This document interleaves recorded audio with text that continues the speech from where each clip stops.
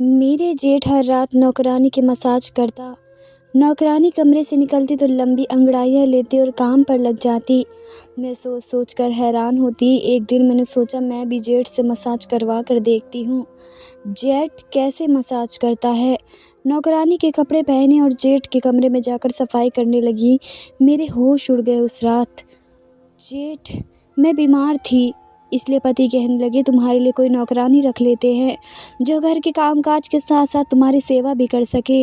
मैं ससुराल में अकेली रहती थी, सास ससुर जिंदा नहीं थे, सिर्फ एक जेठ था जो कॉलेज चला जाता था, जबकि मेरा पति अपने ऑफिस चला जाता था। ऐसे में घर में मेरे सिवाय कोई नहीं होता था, इसलिए मैंने अपने पति की बात मान ली और उनसे कहा कि आप ही कोई अच्छी नौकरानी की तलाश करके ले आएँ। मैं तो आस पड़ोस के लोगों को इतना जानती नहीं हूँ, वैसे भी मैं अपने घर से कभी बाहर ज़्यादा निकलती नहीं थी। भगवान का दिया सब कुछ था। मैं तो हर वक्त बिस्तर पर ही लेटी रहती थी, क्योंकि पति और जेठ खुद ही नाश्ता करते थे, अपने अपने बर्तन धोकर चले जाते थे और फिर रात के खाने पर ही आते थे। मेरा जो भी खाने को दिल करता था वह मैं ऑर्डर कर लेती थी। ऐसे में घर के काम नहीं होते थे, मगर मेरे पति को मेरी बहुत फिक्र लगी रहती थी। वह बार बार कॉल करके मेरे बारे में पूछते रहते थे। हमारी पसंद की शादी नहीं थी, मगर मेरा पति मुझ पर जान छिड़कता था, क्योंकि मैं जवान और खूबसूरत थी। मेरा पति मेरी खूबसूरती और अदाएँ देखकर मेरा दीवाना था और वह चाहता था कि मेरे पैर ज़मीन पर भी ना उतरें। अब तो वैसे भी मैं इसके बच्चे की माँ बनने वाली थी। मैंने अपने पति को ये खुशखबरी बहुत जल्द सुना दी, इसलिए वह मुझसे और भी ज़्यादा खुश था। ऐसे में वह मेरे खूब नखरे उठा रहा था, इसलिए मेरे पति ने अगले दिन ही नौकरानी को रख लिया। नौकरानी का नाम माही था। वह हमारे घर आई तो मैं उसे देखकर हैरान रह गई, क्योंकि वह बहुत ही खूबसूरत लड़की थी। नौकरानी बनने के काबिल ना थी। मैं सोच रही थी उसे नौकरानी बनने की क्या ज़रूरत। यही बात मैंने उससे पूछी तो वह बात को टालमटोल कर गई और फ़ौरन मुंह फाड़ कर कहने लगी, मालकिन आप मुझे पैसे कितने देंगी। आते ही नौकरानी ने मुंह फाड़ कर अपने पैसों के बारे में पूछ लिया और फिर मुझे अंदाज़ा हो गया कि इसे पैसे चाहिए थे, इसलिए तो नौकरानी बनने पर मजबूर हो गई। इसने जिस तरह मुंह फाड़ कर पैसों का पूछा था, मैंने भी पैसे ही जवाब दिया और कहा कि अगर तुम रात दिन यहाँ रह जाओ तो मैं तुम्हें इतनी तनख्वाह दूंगी जितनी तुम मांगोगी। दरअसल मैं चाहती थी वह रात दिन मेरे साथ रहे, दिन में काम कर ले और रात को मेरी टांगें दबा दे। ये सुनकर उसने ज़ोरदार अंगड़ाई ली और उसका दुपट्टा नीचे सरक गया। मैं उसका जिस्म देखकर भी हैरान रह गई। वह तो मुझसे भी ज़्यादा खूबसूरत थी और मेरी तरह नखरीली भी थी। तभी तो कहने लगी, ठीक है मालकिन, आपके पास रात दिन रह लूँगी। ये सुनकर मैं खुश हो गई। आजकल के लोगों के बड़े नखरे होते हैं, वे रात को काम करने पर तैयार ही नहीं होते थे। लेकिन इसने पैसे बताए तो मैं चौंक गई। इसने अपनी औकात से ज़्यादा पैसे मांग लिए थे। मैं इनकार करने लगी थी, क्योंकि इतने पैसे शायद मेरा पति देने पर तैयार न होता। लेकिन फिर मैंने ये सोच कर रख लिया कि रात को जब मेरा पति अच्छे मूड में होगा उससे ये बात मनवा लूँगी। मुझे यकीन था कि वे मेरी बात मान लेंगे, क्योंकि मुझ पर इसकी जान बसती थी। इसलिए मैंने नौकरानी से कहा, ठीक है, इतने पैसे दे दूँगी, मगर तुम्हें काम तो आते हैं ना। मेरी बात सुनकर अब उसने सर से दुपट्टा हटाया और सर खुजाने लगी। मैंने उसके बालों की तरफ देखा। इसकी चोटी इतनी लंबी थी कि मेरे होश उड़ गए। इसके बालों से इतनी अच्छी खुशबू आ रही थी कि मैं मदहोश होने लगी। वह बोली, मैं घर के सारे काम करना जानती हूँ और खाना तो ऐसे बनाती हूँ कि आप उंगलियाँ चाटती रह जाएंगी। ये सुनकर मैंने अपने दिल में कहा, कमबख्त इतनी खूबसूरत भी है और काम भी सारा आता है। खैर वह तो बाद में पता चलेगा, इसलिए मैंने इसे फ़ौरन रख लिया और जल्दी से 3-4 काम बता दिए और मैं अपने कमरे में आराम से लेटकर नाटक देखने लगी। यह नाटक मेरा फेवरेट था, इसलिए मैं इसमें इतनी मग्न हो गई कि पता ही नहीं चला और शाम हो गई। मैं टाइम देखा तो याद आया कि मेरा पति ऑफिस से आने वाले होंगे। मैं फ़ौरन वॉशरूम गई, नहाई और तैयार हो गई। मैंने नया सूट पहनकर बाल बनाए और बाहर आ गई। अभी मेरे पति नहीं आए थे, मगर जेठ आ चुका था। मैं किचन में गई तो हक्की बक्की रह गई। नौकरानी मुझसे भी ज़्यादा ज़बरदस्त पकौड़े बना रही थी और मेरा जेठ चाय पी रहा था। मैंने जेठ से कहा, यह हमारी नई नौकरानी है, आज से हमारे साथ दिन रात यहीं रहेंगी। मेरे जेठ ने सर हिला दिया और पकोड़े खाने लगा। शायद उसे नौकरानी से ज़्यादा पकोड़े में दिलचस्पी थी। मैंने देखा कि नौकरानी किचन में मालिक की तरफ भाग कर काम कर रही थी। यह मुझसे बर्दाश्त नहीं हुआ तो मैंने उसे गुस्से से कहा, चाय के साथ पकोड़े बनाने को किसने कहा। ये सुनकर नौकरानी ने मेरी तरफ चेहरा किया और कहने लगी, मेरा अपना दिल चाह रहा था कि शाम की चाय के साथ कुछ चटपटा हो जाए। इसलिए मैंने बना दिए। अगर आपको नहीं पसंद है तो अपनी पसंद बता दें, मैं आपको वही बना दूँगी। मैं अभी कुछ कहने वाली थी कि पीछे से मेरे पति आ गए और मेरे कंधे पर बाजू रख कर कहने लगे, मेरी प्यारी बीवी को पकोड़े से ज़्यादा प्यार है। ये सुनकर मैं उसे घूरी, आज तुम किचन में कैसे आ गए? ये सुनकर मेरे पति कहने लगे, मैं तुम्हें ढूंढते हुए किचन में आ गया था, मगर किचन में इतनी अच्छी खुशबू आ रही थी कि मैं सीधा किचन चला आया। ये कहकर मेरे पति ने एक पकोड़ा अपने मुंह में डाल दिया और उसे खाने लगा। मैंने उसे फ़ौरन रोक दिया कि तुमने हाथ तो धोए ही नहीं। ये सुनकर उसे भी एहसास हुआ और हम दोनों किचन से बाहर चले गए। रात हुई तो मैंने अपने पति से कहा कि आज बाहर खाना खाते हैं। ये सुनकर वे कहने लगे, यार आज तो नई नौकरानी रखी है, इसके हाथ का कुछ अच्छा खाने दो, कल बाहर खाना खा लेंगे। ये सुनकर मेरा मूड ख़राब हो गया और मैं उससे नाराज़ हो गई। मैंने कहा, लगता है नई नौकरानी आपको कुछ ज़्यादा ही पसंद आ गई है। ये सुनकर मेरे पति ने अपने कानों को हाथ लगाया और मुझसे माफ़ी मांगते हुए कहने लगे, यार मैं तो ऐसे ही बात कर रहा था, वह बेचारी खाना बना चुकी होगी, वह भी बेकार जाएगा। पति ने सफाई दी तो मैंने आगे बढ़कर इसका कान पकड़ लिया और उससे कहा, अच्छा वह आते ही बेचारी हो गई, इसका इतना ख्याल है, और मैं जो तुम्हारे बच्चे की माँ बनने वाली हूँ इसकी कोई फिक्र नहीं है। मैं नाराज़ होकर उससे दूर जा बैठी। मेरे पति की जान पर बनाई थी।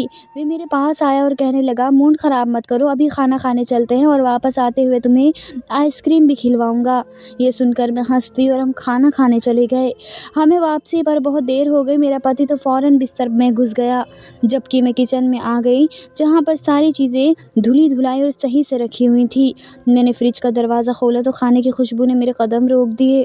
मैंने चम्मच उठाकर मुंह में डाला तो मुझे खाने में इतना जायका लगा कि वाकई नौकरानी के हाथ में तो जादू है।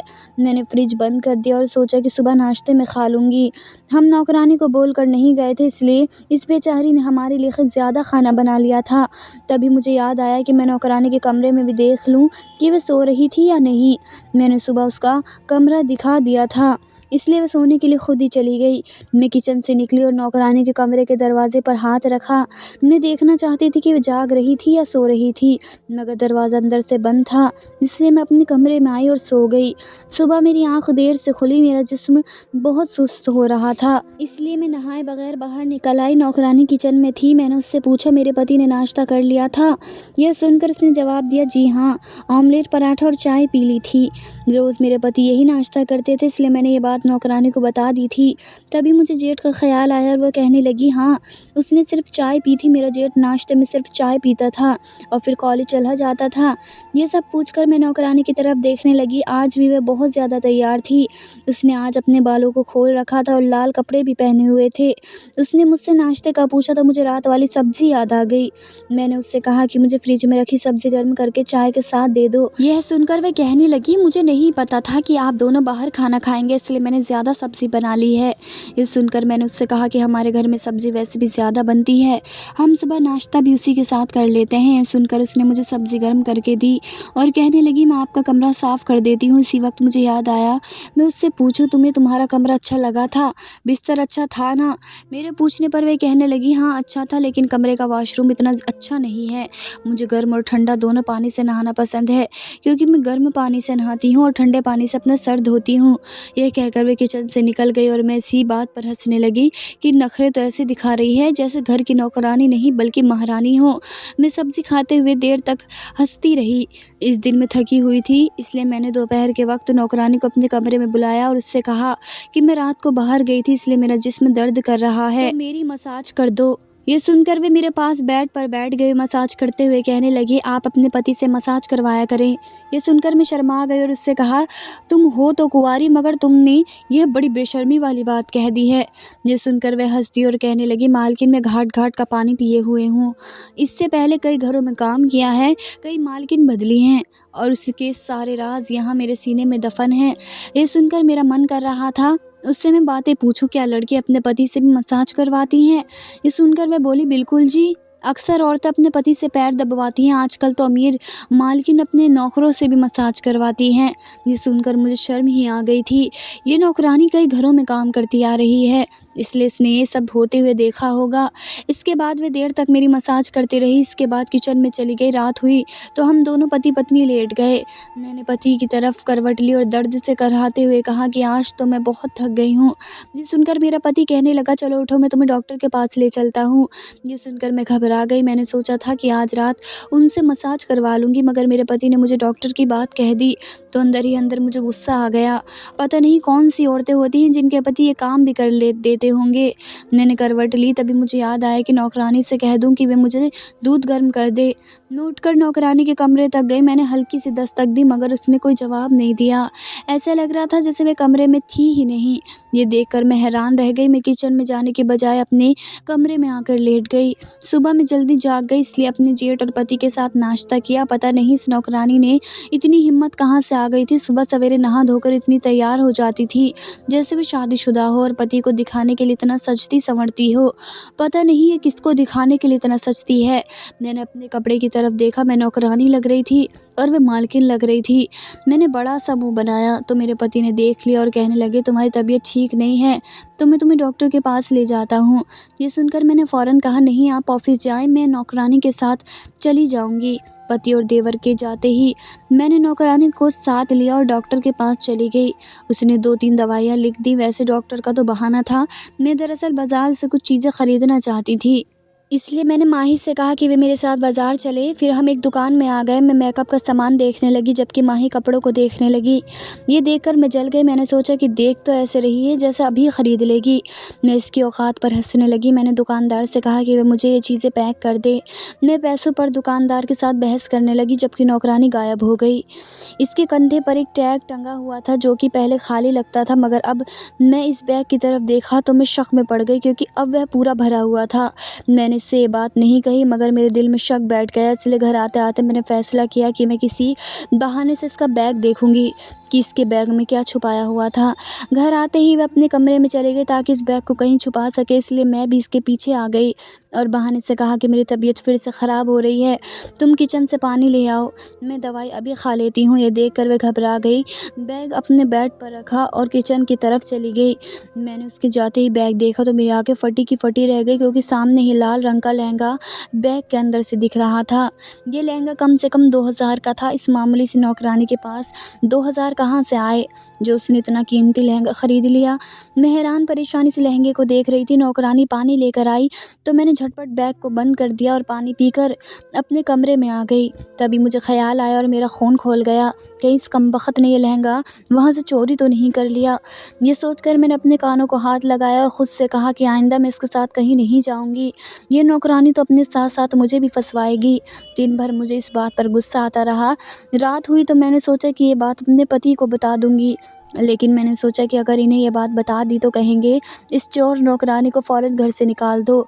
लेकिन इतनी जल्दी मुझे कोई दूसरी नौकरानी कहाँ से मिलेगी, ये सोचकर मैंने उन्हें नहीं बताया। वैसे भी आज मेरे पति के सर में दर्द था, इसलिए उन्होंने मुझे कहा कि मेरे लिए चाय बना दो।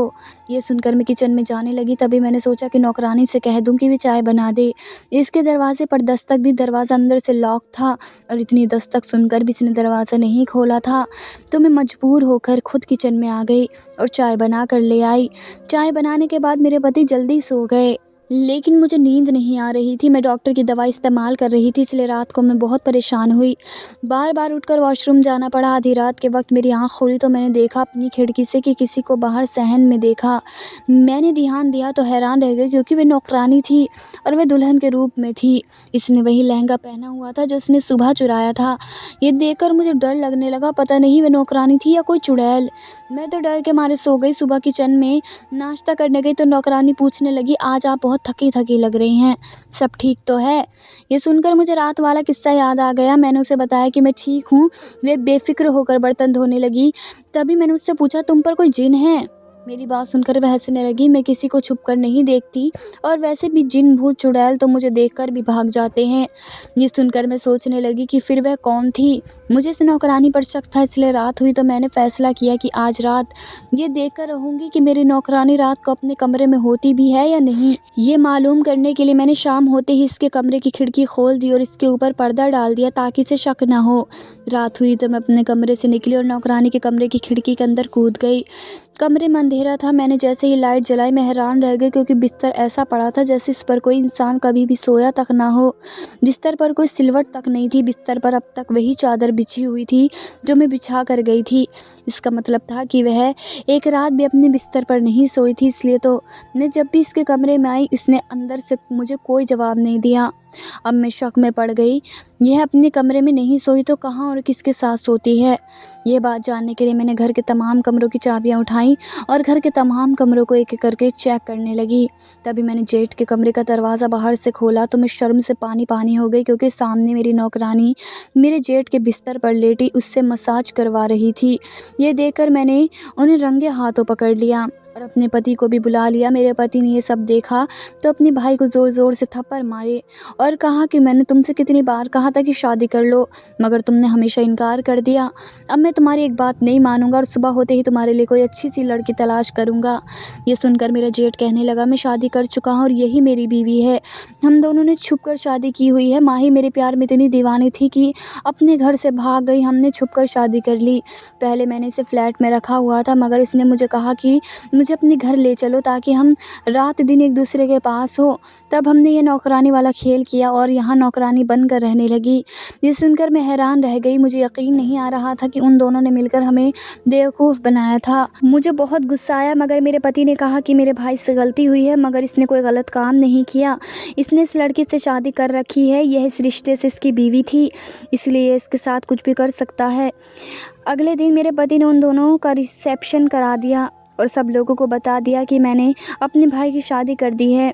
अब वह नौकरानी मेरी जेठानी बन गई और मैं इसके काफ़ी दिन नाराज़ रही, क्योंकि एक तो अब मुझे अपने लिए दूसरी नौकरानी रखनी पड़ेगी और दूसरा वह मुझसे खूबसूरत भी थी और काम भी ज़्यादा जानती थी, इसलिए घर में इसका पलड़ा भारी रहेगा। खैर, मेरे जेठ का घर बस गया था। इससे बढ़कर खुशी की बात क्या होगी। धन्यवाद दोस्तों।